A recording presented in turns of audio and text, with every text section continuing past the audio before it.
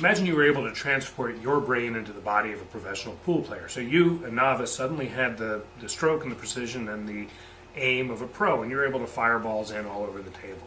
How good would you be? Probably not as good as you think you would be. A smart friend of mine named Ron Shepard once did this experiment. He paired highly skilled pool players with novice pool players, and on each team he had the highly skilled pool players shoot all the shots. And the kicker is that the shooter could only do exactly what the novice told him to do. So if the novice said shoot the 5 ball into this corner pocket and send the cue ball bouncing in this direction, that's what the shooter had to attempt to do. The results were not very good. It turns out the novice frequently directed the shooter to do things that were beyond the shooter's skill level and often even physically impossible. The problem is that the novice had a poor intuition about what the cue ball wanted to do naturally after the shot and had little understanding of what control the shooter actually has over the cue ball. So what I like to do is address a number of principles of cue ball control and positioning. And as you can see, I clearly identified the different legs of the motion of the cue ball. The A path is the path that the cue ball takes after striking the object ball and before hitting a rail. The B path is the path off the first rail, and the C path is the path off the second rail. And this distinction is made for good reason, because different things control these different paths. So here's the first important principle that many people don't appreciate. Side spin on the cue ball has no effect on the A path. So I can hit this with right side spin or left side spin. It doesn't make any difference. It takes the same path. And this is important because many shots only have an A path. All of the shots that a player takes on the pool table for which you don't run into a rail, side spin has no effect. And because side spin makes every shot more difficult, there's no reason to use side spin if you're not going to run into a rail.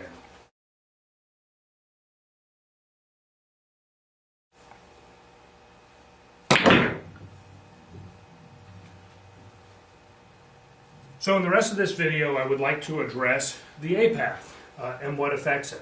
And in the next video, I will address the effects of side spin, so the B and the C path. To illustrate what affects the A path, I'm setting up a few shots that you can set up on your own table. In every case, the cue ball is going to go on the foot spot like that, and the object ball is going to go in one of 3 locations. So I've drawn a line at the first diamond here, and I've put 3 locations. The first location is directly between the cue ball and this diamond here, and the other 2 locations are directly between the cue ball and these half diamonds on either side of that diamond. The first thing I'm going to tell you is that the best way to forfeit all control over your A path is to hit the ball hard. So the object ball is going to go in that direction, and if you hit this ball hard, the cue ball is going to go in that direction. It's going to hit the rail right there, and there's absolutely nothing you can do about that. So if I hit the ball hard, I'm guaranteed to hold this tangent line, to hold the white line and hit the rail right here. If I hit it with medium speed, I can hit it a stun shot where there's no spin on the cue ball when it hits the object ball, and it would still follow this white line, the tangent line. Or I can hit it with top spin and come down to here, or I can hit it with bottom spin and come down to here. So this is my range if I hit it with medium speed. If I hit it softly,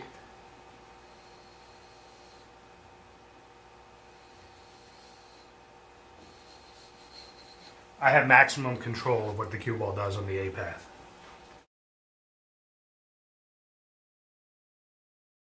So what happens if I move the object ball from the center spot to the upper spot such that I have a thinner cut on the object ball? With a thinner cut, there's very little control the shooter has over the A path. The cue ball is going to take the tangent line and it's going to stay very close to the tangent line. If the tangent line here led to the center of a pocket, there might be nothing that the player could do to avoid scratching. So if that's the case, you might imagine that if I went to the lower position like that, I would actually increase the control over the A path, and that's true.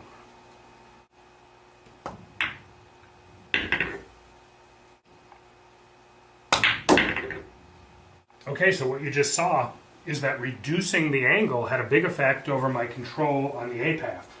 With this particular shot, I was able to more or less come straight over to the cushion, soft and with follow, and I was also able to, with maximum draw, actually go back about like that. So that means that I can get any path in between these. That's quite a lot of control over the A path. You might guess that I could get maximum control over the A path by making the angle very small by making the shot almost straight. And that would be true. With a shot like this, I could follow the cue ball to here, or I could draw it back to there and get any place in between. So that's maximum control over the A path. So why don't players frequently play position to try to achieve a very small angle, nearly straight in? There's three reasons I can think of. One is, while nearly straight in gives the greatest range for the A path, if you get actually straight in, that's the kiss of death for position play. So you don't want to be near straight in. A second reason is, while you can go off at any angle here, the exact angle you go off on a nearly straight in shot is pretty sensitive to exactly how you hit that ball and when and how much top or bottom spin is on it. And the third reason is that players like to go off into the rail with speed, and we'll talk about that in the next video. But you can't go off with much speed when you have a nearly straight in shot.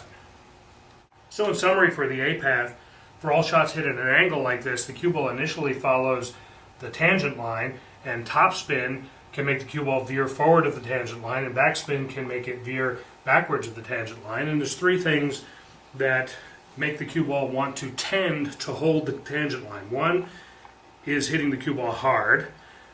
Second is having a thin shot, quite a lot of angle.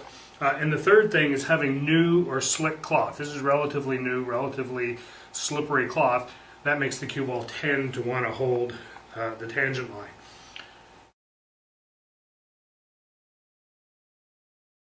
You'll see professional pool players frequently play position for an angle about like this one, a half ball hit or a little bit straighter than a half ball hit. And there's a couple of reasons for that. One is that there's a reasonable range for what the A path can do, for what the player can do with the cue ball before it hits a rail. Second, there's enough of an angle that the player can go into the rail with the cue ball having a fair amount of speed. And third, if this is near a half ball hit, the angle that the cue ball comes off that ball with natural roll follow is very predictable. And you can learn more about that in my half ball hit part 2 video.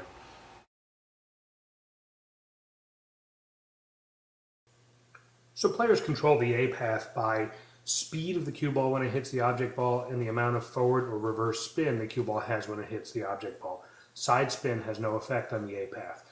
There's three things that make the cue ball tend to want to hold the tangent line. One is when it is going faster when it hits the object ball. Second is when the object ball is cut thinner. And third is when the cloth is slicker. Those all tend to make the cue ball want to hold the tangent line.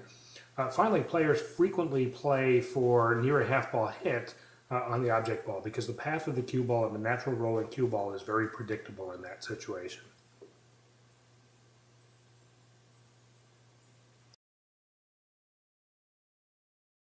Imagine you were able to transport your brain into the body of a professional pool player. So you, a novice, suddenly had the stroke and the precision and the aim of a pro, and you're able to fire balls in all over the table.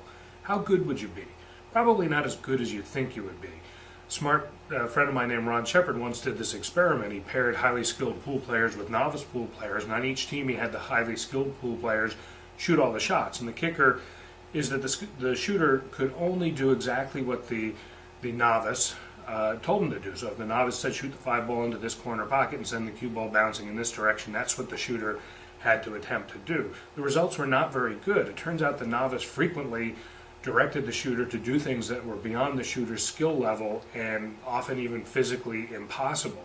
The problem is that the novice had a poor intuition about what the cue ball wanted to do naturally after the shot and had little understanding of what control the shooter actually has over the cue ball.